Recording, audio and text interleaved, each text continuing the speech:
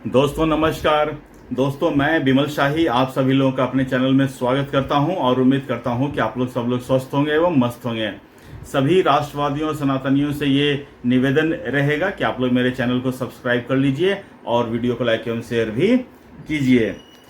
दोस्तों बहुत दिनों से नरेंद्र मोदी और अमेरिका के प्रेसिडेंट डोनाल्ड ट्रंप के बीच में एक शीत युद्ध चल रहा था और ये शीत युद्ध स्टार्ट हुआ था ऑपरेशन सिंदूर के टाइम से, जब भारत ने पाकिस्तान पर अचानक से युद्ध विराम का घोषणा कर दिया था, सीज फायर का अनाउंसमेंट कर दिया था।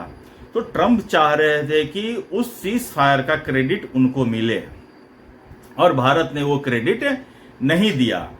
इससे अमेरिका के प्रेसिडेंट ने उस बात को दिल पे ले लिया और उन्होंने भारत के साथ अपने संबंध धीरे धीरे बिगाड़ना शुरू कर दिया। यहां तक कि भारत उनका इतना परम मित्र होता था कि अमेरिका में मोदी के लिए और इंडिया में ट्रंप के लिए चुनाव प्रचार तक हो चुका है।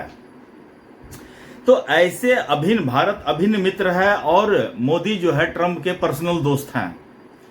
इन सब को लेकर ट्रंप ने इन सब को दरकिनार करते हुए ट्रंप ने भारत पर पहले तो 25% टैरिफ लगाया।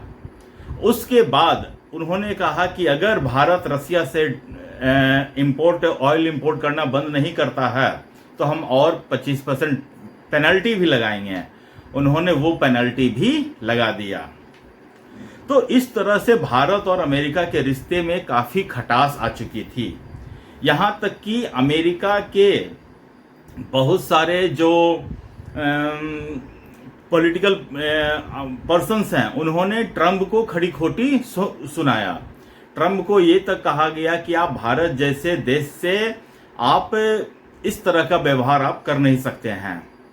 लेकिन इन सब के बीच एक ऐसा नेता नरेंद्र मोदी जिसे आप कह सकते हैं, वो इन सब सिचुएशन को सिर्फ खामोशी से देख रहा था, सुन रहा था और अपने अंदर एक प्लान पर काम कर रहा था और वो प्लान रंग भी लाया।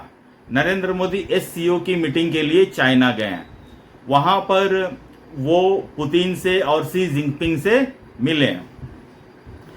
उनसे जब इन तीनों की तस्वीरें, इन तीनों नेताओं की जब तस्वीरें मीडिया पर आई, लोगों को ने दिखा कि किस तरह इन तीनों नेताओं का बॉन्डिंग है, तो ट्रंप को लगा कि कहीं उनसे कुछ गलती तो नहीं हो रही है या कहीं उनसे कोई गलती तो नहीं हो गई है। उन्होंने 2 दिन पहले सोशल मीडिया पर पोस्ट लिखा कि I think we have lost India and Russia to China. मतलब कि हमने जो है भारत और रशिया को चाइना के हाथों खो दिया है। और उन्होंने कहा कि आई विश, मतलब उनको उनका नया जो स्ट्रक्चर जो बनाया था उनके लिए उन्होंने ऑल द बेस्ट भी कह दिया। लेकिन बात यहीं तक नहीं रुकी। कल दोस्तों ट्रंप ने सोशल मीडिया पर एक पोस्ट डाला। पोस्ट डालने से पहले वो प्रेस कॉन्फ्रेंस भी करते हैं। प्रेस कॉन्फ्रेंस में उन्होंने कहा कि भारत के प्रधानमंत्री नरेंद्र मोदी मेरे अब भी बहुत अच्छे दोस्त हैं। He is a great man, वो एक महान आदमी हैं। And relation India and America has a great ties and we should not worry about it. मतलब कि भारत और अमेरिका का संबंध जो है बहुत गहरा है और इसके बारे में हमें चिंता करने की जरूरत नहीं है। दोस्तों ये सारी बातें जब हुई,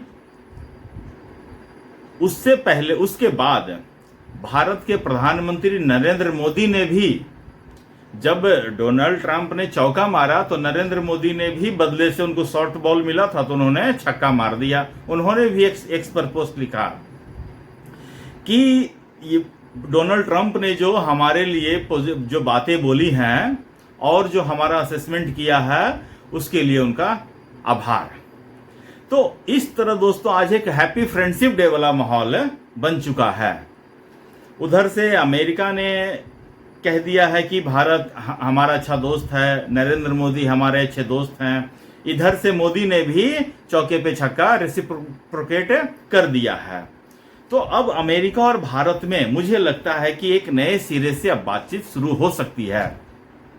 जैसा कि जर्मनी के कुछ अखबारों ने ये दावा किया कि ट्रंप साहब जो हैं वो भारत के प्रधानमंत्री को 4 बार फोन करते हैं, लेकिन भारत के प्रधानमंत्री नरेंद्र मोदी जो है उनका फोन एक बार भी नहीं उठाते हैं।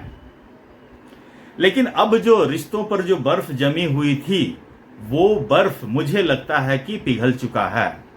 और अभी तो कल ही मैं सुन रहा था कि भारत जो है, भारत के प्राइम मिनिस्टर जो है यूएन के जो कोई एक सम्मेलन है उसमें पार्टिसिपेट करने भी नहीं जाएंगे और भारत का प्रतिनिधित्व करेंगे फॉरेन मिनिस्टर।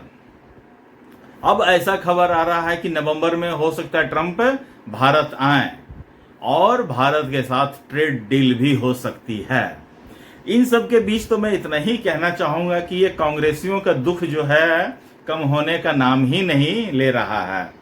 कहाँ वो ट्रंप चाचा के कंधे पर बैठकर नरेंद्र मोदी को बोल रहे थे कि देख लीजिए नरेंद्र मोदी, वो 34 बार कह दिया है कि हमने सीज फायर करवाया है, 35 बार बोल चुका है सीज फायर करवाया है, मोदी का नाम नहीं ले सकते हैं, फलाना ढिमकाना, 50 तरह की बातें कांग्रेस कर रहे थे।